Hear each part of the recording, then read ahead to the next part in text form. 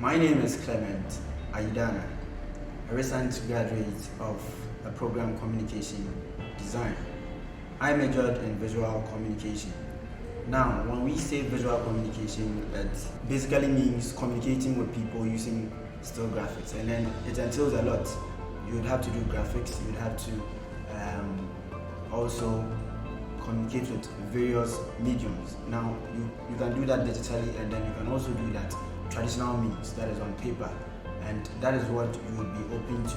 Now, if you have the opportunity to do visual communication, there's a lot you would go through. Some of the experiences you'd have is to use softwares, varied softwares, and some of them include the AI, which is Adobe Illustrator, you have Photoshop, you have Premiere Pro, and you have others. Now, that is to say that apart from you being a visual communication student, it doesn't prevent you from becoming someone who could do things in the motion graphic, because definitely at a point in time you would have to resort to that so as to meet the market out there after school.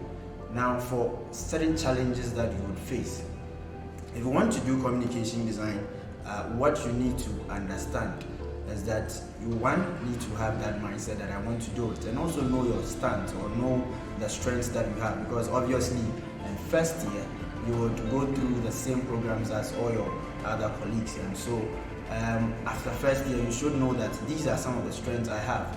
I'm a very good copywriter, that is, I can write very well and come up with catchy ideas that can sell products, and so if that is the case, why don't I do visual communication?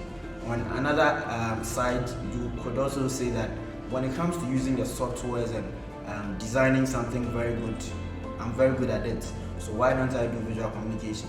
And that is some of the motivations that should push you into doing visual communication. Aside that, you should know that these are some of the resources at my disposal at the point in time. Maybe I don't have the sophisticated machines to do multimedia, so I want to do graphic design. And mind you, moving forward, there are some courses that are very unique with the visual communication. You have GDP, that is graphic design production.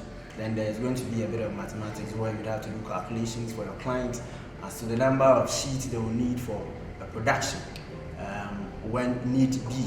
And that's where your money also comes in. So it's good you are doing visual communication or com design right now. Aside to that, you do packaging design, which gives you that edge to do the graphics aspect.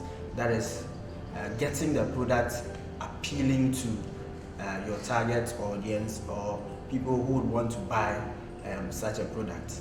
And as a visual communicationist, it's one of the courses you would be doing. Alright, so aside that, we have advertising design. Now, advertising design entails another part where you have advertising. If you are into advertising, then that would be something major you'd be doing. But as a plus for visual communicationist, you are also given the opportunity to advertise things. And so with this, as you work on projects, you are able to advertise them to your clients on social media and on other different platforms, just to sell yourself, one, as an individual, just to sell your brand, and just to sell other people's brand. And you're going to make a lot of money out of that.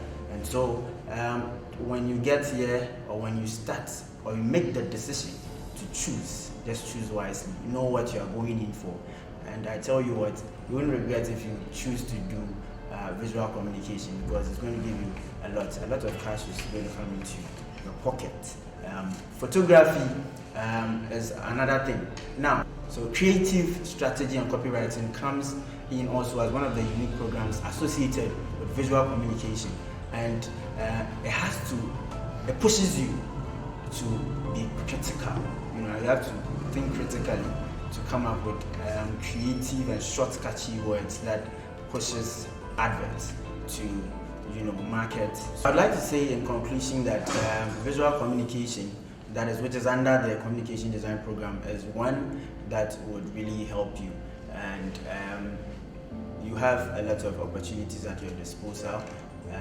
You can be a creative writer, you can be a graphic designer for a firm, you could even be handling issues at the MCR if possible. That is when you're open-minded and you want to do more. and many others that you can do.